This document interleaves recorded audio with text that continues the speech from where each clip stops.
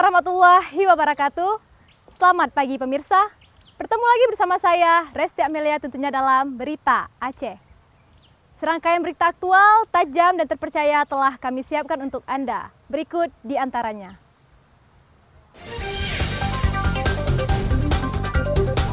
Menjelang akhir tahun 2023, harga sejumlah bahan kebutuhan pokok di pasar tradisional Banda Aceh dan Aceh Besar melejit.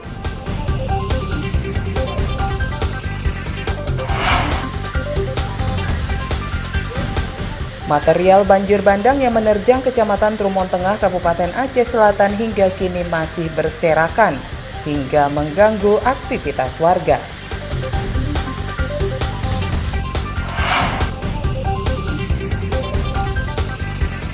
Usai banjir, warga Aceh Singkil menjadikan ikan lele asap sebagai sumber ekonomi baru bagi keluarga.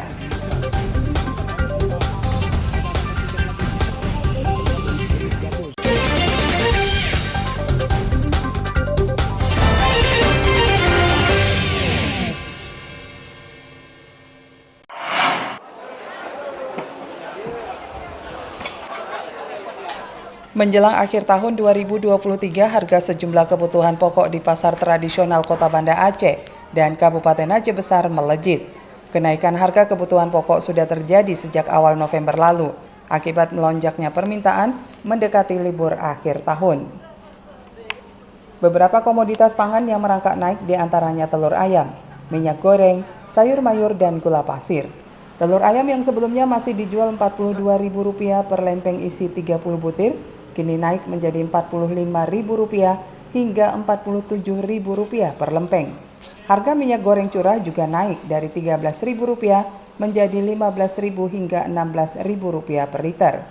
Harga gula pasir melejit dari Rp17.000 per kilogram menjadi Rp20.000 per kilogram.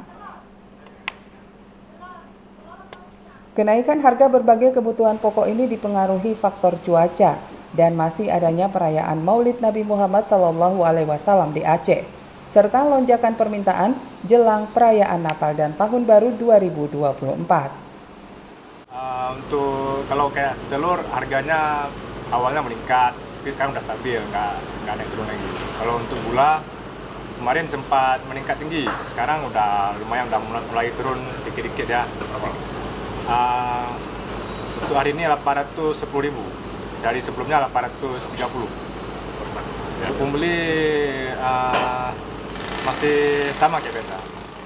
Kenaikan harga bahan kebutuhan pokok di pasaran bukan hanya karena keterbatasan stok, tapi melainkan juga meningkatnya permintaan pasokan pedagang untuk persediaan mengantisipasi libur akhir tahun.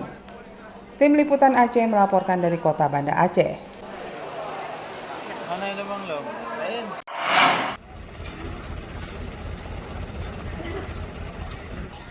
Sedikitnya 7 imigran Rohingya kabur dari tempat penampungan sementara di bekas gedung kantor imigrasi Lok Semawe.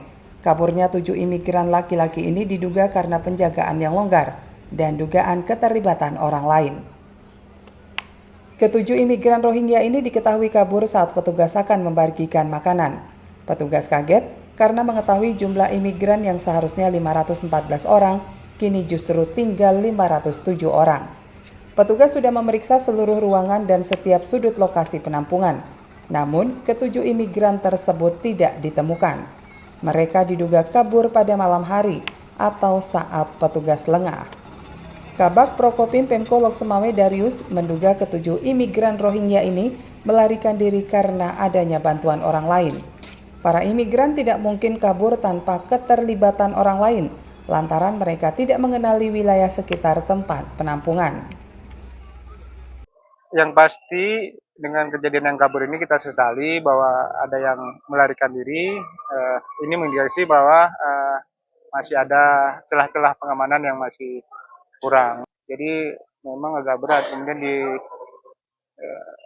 dari kalau kita lihat juga personel pengamanan agak tidak memadai lah untuk pengamanan dengan jumlah pengungsi sebanyak ini. Para imigran yang terbatas berkomunikasi dengan pihak luar tidak mungkin kabur sendiri tanpa dibantu orang lain. Diduga keterlibatan jaringan tindak pidana perdagangan orang atau TPPO dalam peristiwa ini semakin menguat. Padatnya imigran yang menempati tempat penampungan menyulitkan pengawasan sehingga pendatang asal Myanmar ini luput dari pemantauan. Jumlah pengungsi mencapai 514 orang, ditambah kondisi pagar lokasi yang tidak memadai sehingga memudahkan akses mereka untuk keluar. Saat ini para imigran hanya dijaga beberapa polisi, satpam, dan petugas UNHCR serta IOM dan anggota LSM Kemanusiaan. Tim Liputan Aceh melaporkan dari Kota Lok Semawe.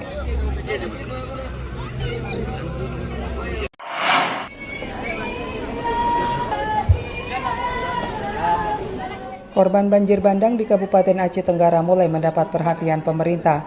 Menteri Sosial Tri Risma hari ini mengunjungi lokasi dan korban banjir bandang di Kabupaten Aceh Tenggara. Kunjungan Menteri Sosial ini untuk menyerahkan bantuan sekaligus melakukan mitigasi bagi para korban banjir di daerah tersebut. Tri Risma hari ini yang didampingi penjabat Bupati Aceh Tenggara Syakir meninjau lokasi banjir bandang di 2 kecamatan yang terdampak banjir. Menteri Sosial meninjau kondisi sungai yang menjadi penyebab banjir bandang. Saat meninjau lokasi, Tri Risma hari ini menilai sungai tersebut perlu dinormalisasi agar aliran air lancar sehingga tidak gampang meluap dan menerjang permukiman. Sungai sekitar permukiman masih berbahaya sehingga perlu dikerahkan alat berat untuk meluruskan sungai. Pada kunjungan kali ini, Menteri Sosial juga menyerahkan santunan kepada 2 ahli waris korban banjir bandang di Desa Pasar Puntung, Kecamatan Semadam, dan Desa Rikitbur di Kecamatan Bukit Tusam, Kabupaten Aceh Tenggara. Menteri Sosial sempat dicegat korban banjir untuk menyampaikan unek-unek mereka. Ya, bantuannya biasa untuk penyintas ya.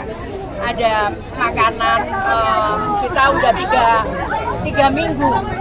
Udah 3 minggu, mari. 3 minggu kita di sini. Ya, berikan bantuan makanan, kemudian tenda dan peralatan tidur, dapur, dan sebagainya.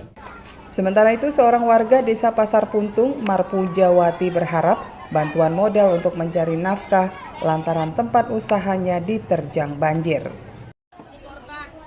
Jadi saya mohon bantuannya Pak kan, saya berilah Pak keadilan atau kayak mana lah supaya bisa penyambung nyawa gitu Pak kan, supaya bisa jualan lagi. Karena saya tidak punya lagi Pak alat jualan Pak kan, udah habis hanyut, tinggal seteleng lagi lah Pak. Kunjungan Menteri Sosial ke lokasi banjir bandang terbatas lantaran kondisi cuaca hujan. Akibatnya Menteri Sosial tak sempat berdialog dengan warga lebih lama. Tim Liputan Aceh melaporkan dari Kabupaten Aceh Tenggara. Pak Bupati. Iya, siap, Bu. Kami barisan depan, Bu.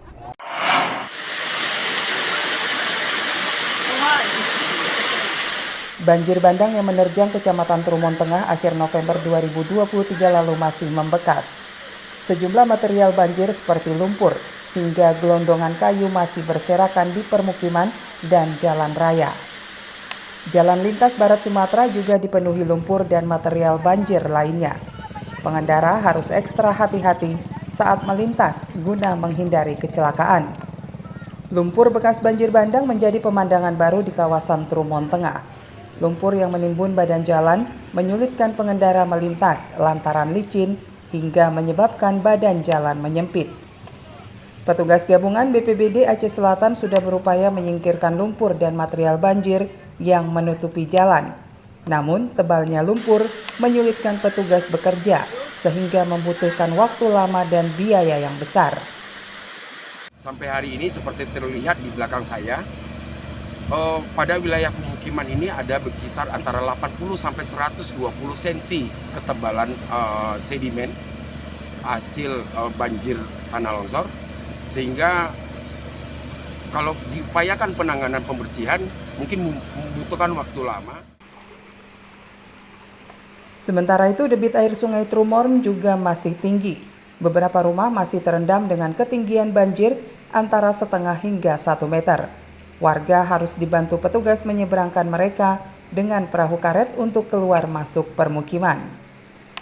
Permukiman Desa Cotbayu dan Desa Lok Raya, Kecamatan Trumon, masih terendam dengan ketinggian air setengah hingga 1 meter.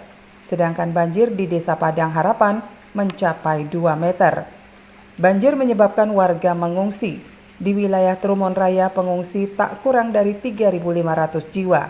Sedangkan warga terdampak banjir mencapai 15.052 jiwa atau 4.543 keluarga. Tim Liputan Aceh melaporkan dari Kabupaten Aceh Selatan.